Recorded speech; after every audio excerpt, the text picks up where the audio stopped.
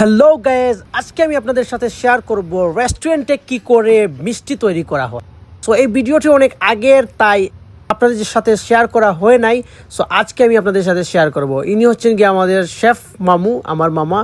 So আমি দেখাচ্ছি আপনাদেরকে, এই হচ্ছে মিষ্টি অলরেডি তিনি মেক করে ফেলেছেন, আর এটা হচ্ছে গিয়ে কড়াই তেলের মধ্যে ছাড়তেছেন। অ্যান্ড ফাইনালি এটা আমাদের বাংলাদেশের যে কালো মিষ্টি বলা হয়, ঠিক কালো মিষ্টি। আর এখানে শুধু যে কালো তা না, কালের পাশাপাশি লাল এবং হলুদ সবুজ রয়েছে। আর মিষ্টিগুলো অসাধারণ, খুবই মজা। এই দেখেন মিষ্টিটা, আসলে এই বাজারে যেরকম মিষ্টি পাওয়া যায় ঠিক সেরকমই। আর ইনি হচ্ছেন কি আমার আরেক মামা।